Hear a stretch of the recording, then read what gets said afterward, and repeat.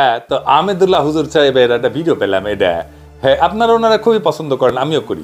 ওনার ধর্মীয় কাজ তো আছেই, পাশাপাশি উনি যে বিশাল সামাজিক কাজগুলা করেন অসাধারণ, সেইগুলা মুগ্ধ হওয়ার মতো। দেশে গেলে ওনার কাজগুলো দেখতে যাব, কোথাও যদি আমার কোনো সাহায্য লাগে, যদি আমি করতে পারি তাহলে কৃতজ্ঞ থাকবো। যাই হোক, তো উনার একটা ভিডিও আছে, আমরা সবাই মিলে দেখি উনি কি বলেন। হ্যাঁ শুনেন। এরপরে প্রশ্ন হলো, আমরা বাবা মা, হুজুর, স্যার ওনাদের পায়ে ধরে সালাম করার জন্য বলে, এগুলো ইসলামের বিধান কি?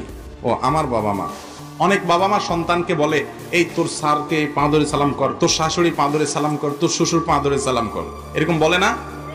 আমার একটা ছোট্ট প্রশ্ন আছে, সেটা হলো সালামের দুইটা পার্ট, একটা হলো সালাম দেওয়া আর একটা হলো সালামের জবাব দেওয়া, ঠিক না বেঠিক?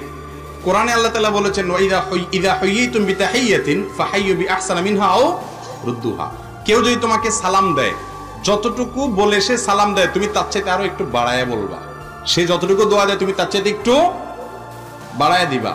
এখন মনে করেন আপনি আপনার শ্বশুরের পাও ধরে সালাম করলেন, সালাম যদি হয় পাও ধরে সালাম করা, তাহলে শ্বশুরের সালামের কি দিতে হবে? জবাব। তাহলে শ্বশুর কি ধরবে? বুঝেন নাই কথা? কথা বুঝেন নাই? সালাম দিলে সালামের জবাব দেওয়া ওয়াজিব। সালাম দিলে সালামের জবাব দেওয়া কি রে ভাই? ওয়াজিব। এখন সালামের জবাবে আল্লাহ বলছেন যতটুকু দিয়ে সালাম দিবে জবাবে তার চেয়ে একটু এক কাঠি আগে থাকতে হবে, বাড়ায়া দিতে হবে। হ্যাঁ, আসসালামু আলাইকুম বলছে, তুমি জবাবে বলবা আসসালামু আলাইকুম ওয়া রাহমাতুল্লাহ। কেউ আসসালামু আলাইকুম ওয়া রাহমাতুল্লাহ বলছে, তুমি জবাবে বলবা ওয়া আলাইকুম আসসালাম ওয়া রাহমাতুল্লাহি ওয়া বারাকাতুহু। একটু বাড়ায় বলা উত্তম, কমপক্ষে অতটুকু। তাহলে এবার আপনি আপনার শ্বশুরকে পাও ধরে সালাম দিলেন, আব্বার সালাম, আপনি শ্বশুর মানুষ, ওনাকে সালাম দিলেন পাও ধরে। এবার সালাম, শ্বশুরের সালাম দিলে সালামের জবাব দেওয়া লাগে না? তাহলে শ্বশুর কিভাবে জবাব দিবে বলেন? আল্লাহ বলছেন সালাম যতটুকু দিয়ে দাও ততটুকু দিয়ে ফেরত দাও, অথবা তার চেয়ে বাড়ায় দাও, না পারলে অতটুকু দাও। তাহলে শ্বশুর কমপক্ষে আপনার পাও ধরতে হবে, আর বাকি এর চাইতে আর নিচে নামবে কোথায়? পায়ের নিচে তার কিছু নেই, ঠিক না বে ঠিক? তাহলে বোঝা গেল এটা কোনো সালাম না। সালাম হবে মুখে ভাই, সালামের সাথে পায়ের কি সম্পর্ক? যদি পাও দিয়ে সালাম দেন তাহলে জবাব দেওয়ার কোনো রাস্তা থাকবে না। আপনি পাও ধরে সালাম দিলেন, শ্বশুর একটা উষ্টা মেরে আপনারা জবাব দিলে কেমন হবে? যে বেটা এটা কোনো সালাম হলো? আমার কথা বুঝেন না আপনারা? এই জন্য ভাই সালামের সুন্নাহ সম্মত পদ্ধতি হলো মুখ দিয়ে সালাম দিতে হবে। কি দিয়ে সালাম দিতে হবে?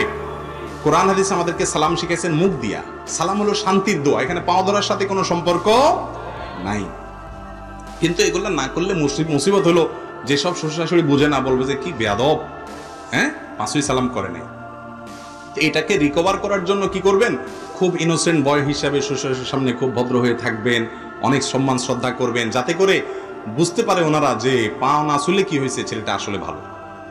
কথা কি বুঝাতে পারছি? সালাম করলেন না, বেচারা এমনি মনে কষ্ট যে মনে বেয়াদব বেয়াদব, আবার চললেন একটু বেশি উড়া উড়া ভাব, তো বলবে পুরাই আমার মেয়ের কপালে আজকে কি পড়ছে, ঠিক না ঠিক?